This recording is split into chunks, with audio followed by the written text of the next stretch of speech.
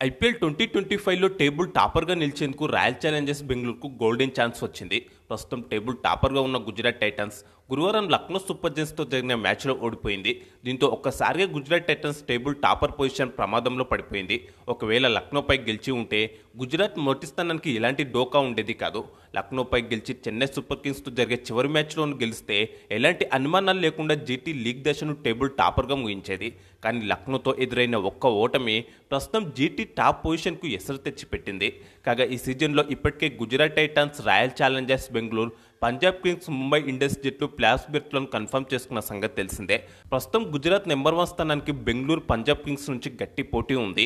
ఎందుకంటే ఈ సీజన్లో ఇప్పటివరకు 13 మ్యాచ్లైన గుజరాత్ టైటన్స్ 9 గెలిచింది.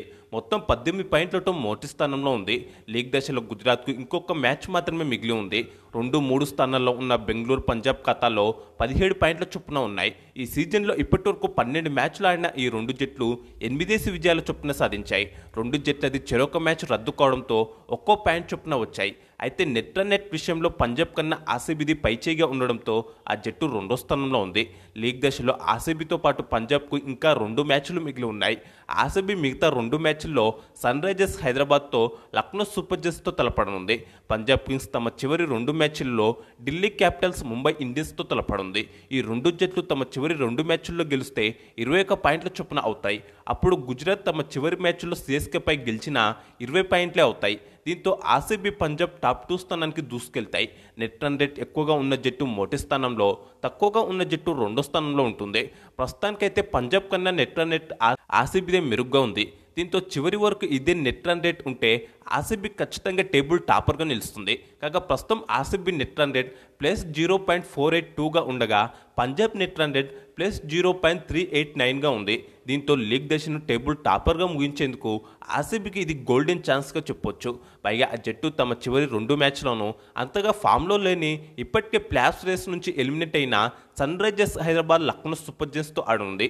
ఈ రెండు జట్లు తమ చివరి మ్యాచ్ల్లో గెలిచినప్పటికీ ప్రస్తుతం ఆర్సీబీ అంతకు మించిన ఫామ్లో ఉంది. వరుసగా 4 విజయాలతో ఉంది. పైగా ప్రస్తుతం జట్టు అన్ని విధాల బలంగా ఉంది. కాబట్టి ఈ 2 మ్యాచ్ల్లో ఆర్సీబీ గెలిచే అవకాశాలు ఎక్కువగా ఉన్నాయి. ఇక అప్పుడు గుజరాత్ 3వ స్థానంలో, ముంబై 4వ స్థానంలో ఉంటాయి. కాగా లీగ్ దశ ముగిసేసరికి పాయింట్ల పట్టికలో టాప్ 2లో నిలిచిన జట్లకు ప్లేఆఫ్స్కు క్వాలిఫై అయ్యేందుకు 2 అవకాశాలు ఉంటాయనే విషయం తెలిసిందే. టాప్ 2లో ఉన్న జట్ల మధ్య మొదటి క్వాలిఫైర్ మ్యాచ్ జరుగుతుంది. ఈ మ్యాచ్లో గెలిచిన జట్టు నేరుగా ఫైనల్ చేరుతుంది. ఓడిన జట్టుకు ఫైనల్ చేరేందుకు మరో అవకాశం ఉంటుంది. తర్వాత క్వాలిఫైర్ 1లో ఓడిన జట్టుతో ఎలిమినేటర్లో గెలిచిన జట్టు తలపడుతుంది. 2 జట్ల మధ్య క్వాలిఫైర్ 2గా ఈ మ్యాచ్ జరుగుతుంది. ఈ మ్యాచ్లో గెలిచిన జట్టు ఫైనల్ చేరగా ఓడిన జట్టు ఇంటికి వెళ్ళిపోతుంది. టాప్ 2లో నిలిచిన జట్టు క్వాలిఫైర్ 2లో కూడా ఓడిపోతే ఇక ఇంటికే వెళ్ళిపోతుంది. కాగా ఈ అవకాశం పాయింట్ల టేబుల్లో 3, 4 స్థానాల్లో ఉన్న జట్లకు ఉండదు. అందుకే ఇప్పటికే ప్లేఆఫ్స్ చేరిన జట్లు ఇక టాప్ 2 పొజిషన్పై దృష్టి పెట్టాయి. కాగా ప్రస్తుతం పాయింట్ల పట్టికలో 2వ స్థానంలో ఉన్న రాయల్ ఛాలెంజర్స్ బెంగళూరు జట్టు ఈ శుక్రవారమే టేబుల్ టాపర్గా అవతరించే అవకాశం ఉంది. శుక్రవారం లక్నోలోని ఏక్నాథ్ స్టేడియం వేదికగా ఆ జట్టు సన్ రైజర్స్ హైదరాబాద్తో తలపడనుంది.